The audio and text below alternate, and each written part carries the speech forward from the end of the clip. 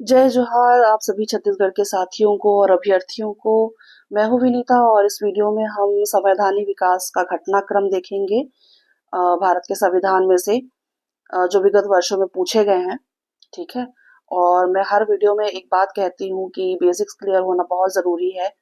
तो मैं आपको याद भी दिलाना चाहती हूँ कि आपने कई सारे वीडियोस देखे होंगे 2023-24 में जिनका सिलेक्शन हुआ है कि पहली बार में है ना सफलता प्राप्त किए, है ना, और फर्स्ट अटेम्प्ट में ही इनका क्लियर हो गया। ऐसे वीडियोस आपने कई सारे देखे होंगे। तो मैं आपको ये याद दिलाना चाहती हूँ कि पिछले साल का जो पेपर हुआ था 2023 का प्रीलिम्स, है ना, बहुत ही बेसिक प्रश्न पूछे गए थे, एकदम फैक्ट, वन लाइनर फैक्ट। तो जिन लोगों ने बहुत ज्यादा तैयारी नहीं करी है, जिन लोगों को फैक्ट पता है, उन लोगों का सिलेक्शन हुआ है। ठीक है, पिछले साल का। तो हो सकता है कि भाई इस बार भी पैटर्न थोड़ा सा हो सकता है टफ हो, है ना, क्योंकि पिछले साल का पेपर बहुत आसान था। तो इस बार का थोड़ा सा लेवल बढ़ाएगा आयोग, है ना। तो हमको हर चीज में तैयार होना जरूरी है। बेसिक से लेकर के कितना टफ पूछा जा सकता है, हर चीज की तैयारी रखनी जरूरी है। तो चलिए अ, हम आगे बढ़ते हैं। आज का हमारा जो टॉपिक होगा संवैधानिक विकास का घटनाक्रम, तो इससे संबंधित प्रश्न करेंगे। ठीक है, चलिए हमारा आज का पहला प्रश्न है, निम्नलिखित में से किस अधिनियम द्वारा ब्रिटिश ईस्ट इंडिया कंपनी का भारत में व्यापारिक एकाधिकार समाप्त किया गया? ओके, तो इसका उत्तर हो जाएगा 1813। 1813 का चार्टर एक्ट, 1813 का चार्टर एक्ट इसका सही उत्तर है ना। चलिए अगला देखते हैं। कलकत्ता में सुप्रीम कोर्ट भारतवर्ष में प्रथम बार किस अधिनियम द्वारा बनाई गई थी? तो ये आप याद रखिएगा, इनमें से कोई नहीं, क्योंकि 1773 का रेगुलेटिंग एक्ट, है ना, रेगुलेटिंग एक्ट, रेगुलेटिंग एक्ट जो था, है ना, इसके थ्रू बनाया गया था 1774 में सुप्रीम कोर्ट, है ना। तो उत्तर आप याद रखिएगा, 1773 का रेगुलेटिंग एक्ट के तहत 1774 में कलकत्ता में सुप्रीम कोर्ट बनाया गया था। ठीक है, चलिए अगला प्रश्न देखते हैं। 1909 के इंडियन काउंसिल एक्ट में किस बात की व्यवस्था की गई थी? इसका उत्तर याद रखिएगा, सांप्रदायिक प्रतिनिधित्व। ठीक, चलिए अगला है, भारतीय परिषद अधिनियम 1861 के संबंध में निम्न कथनों को पढ़कर सही विकल्प चुनें। चलिए चुनते हैं। इस अधिनियम के फलस्वरूप गवर्नर जनरल की कार्यपालिका परिषद में कुल सदस्यों की संख्या 7 हो गई थी। ये कथन गलत है, क्योंकि कुल सदस्यों की संख्या 7 नहीं हुई थी, 17 हुई थी। ठीक है, 17 संख्या थी। और विधि निर्माण के अतिरिक्त सदस्यों की संख्या कम से कम 6 और अधिक से अधिक 12 कर दी गई थी। ये कथन सही है। प्रांतीय और केंद्रीय विषयों में किसी तरह का भेदभाव नहीं रखा गया, तो ये भी सही है। ठीक है, तो उत्तर हो जाएगा 2 और 3, ऑप्शन नंबर बी। ठीक है, चलिए अगला देखते हैं। व्याख्या दिया हुआ है, व्याख्या पढ़ लेते हैं। भारतीय परिषद अधिनियम 1861 का अधिनियम है ना, ये पढ़ते हैं क्या लिखा हुआ है। 1857 की क्रांति के बाद ब्रिटिश सरकार ने कंपनी शासन को समाप्त कर ब्रिटिश क्राउन के हाथ में ले लिया, और ब्रिटिश सरकार को यह महसूस हुआ कि भारत में शासन चलाने के लिए भारतीयों का सहयोग होना आवश्यक है। यह अधिनियम 1 अगस्त 1861 को पारित हुआ। ठीक है, ये याद रखिएगा, यह अधिनियम 1 अगस्त 1861 को पारित हुआ, और इस अधिनियम के प्रमुख बिंदु निम्नवत हैं। इस अधिनियम के फलस्वरूप गवर्नर जनरल की कार्यपालिका की परिषद में कुल सदस्यों की संख्या 17 हो गई, और विधि निर्माण के अतिरिक्त सदस्यों की संख्या कम से कम 6 और अधिक से अधिक 12 कर दी गई। प्रांतीय और केंद्रीय विषयों में किसी तरह का भेदभाव नहीं रखा गया था। ठीक है, चलिए अगला देखते हैं। भारतीय परिषद अधिनियम 1892 के संबंध में निम्न कथनों को पढ़कर सही विकल्प चुनें। ठीक है, चलिए चुनते हैं। इसे 20 जून 1892 को लागू किया गया। 20 जून 1892 को लागू नहीं हुआ था, 92 में इसको स्वीकृति मिली थी। ठीक है, 92 में स्वीकृति मिली थी और ये लागू हुआ था 93 में। ठीक है, 1893 में ये लागू हुआ था। तो ये कथन तो गलत होता है, पहला कथन जो है वो गलत है। और फिर है, कुल 24 सदस्यों में से गैर सरकारी सदस्यों की संख्या 5 थी। ये कथन सही है। सदस्यों को पूरक प्रश्न पूछने का अधिकार था। नहीं, ये गलत है। पूरक प्रश्न पूछने का अधिकार नहीं दिया गया था। तो उत्तर हो जाएगा केवल 2, ऑप्शन नंबर डी। ये भी प्री 2021 का प्रश्न है। ठीक है, चलिए अगला देखते हैं। व्याख्या दिया हुआ है, व्याख्या पढ़ते हैं एक बार। भारतीय परिषद अधिनियम 1892। ठीक है, इसके प्रमुख बिंदु निम्नवत हैं। 20 जून 1892 को स्वीकृति मिली। ठीक है, परंतु 3 फरवरी 1893 को लागू किया गया। याद रखिएगा, 3 फरवरी 1893 को लागू किया गया।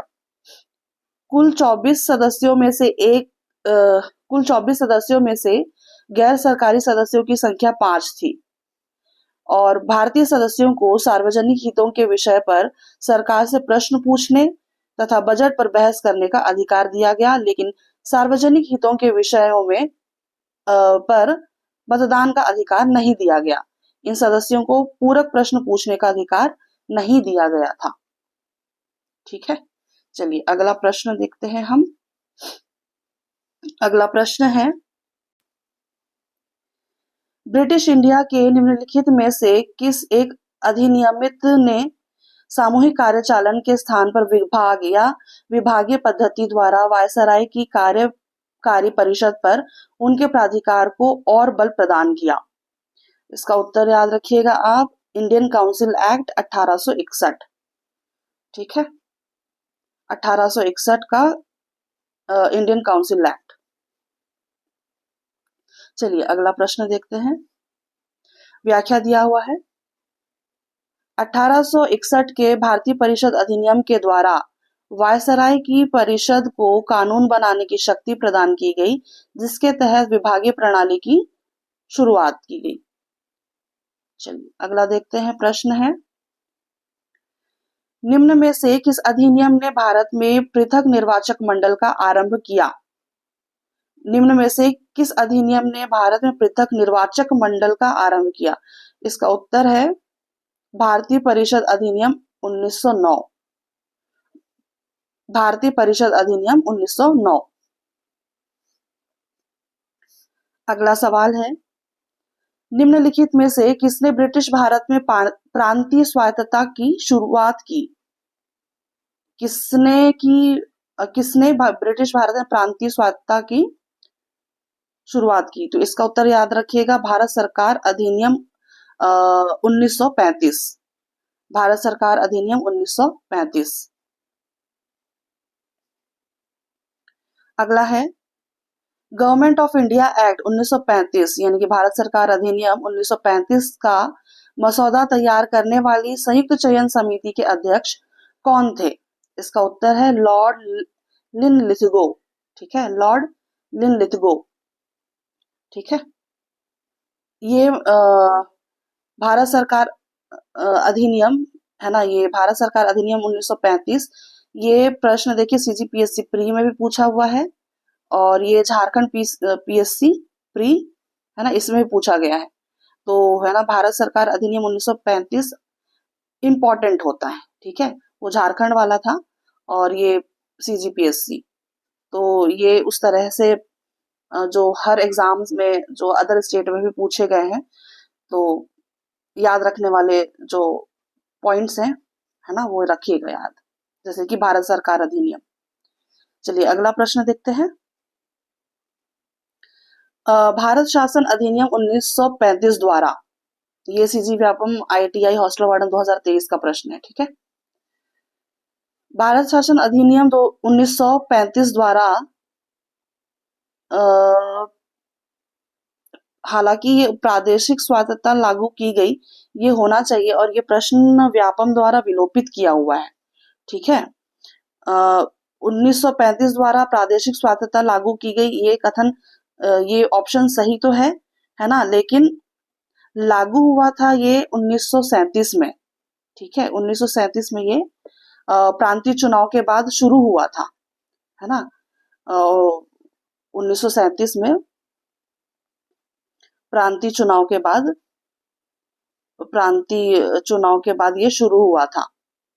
ठीक है, प्रांतीय चुनाव के बाद प्रादेशिक स्वायत्तता की शुरुआत की गई थी, लागू हो गया था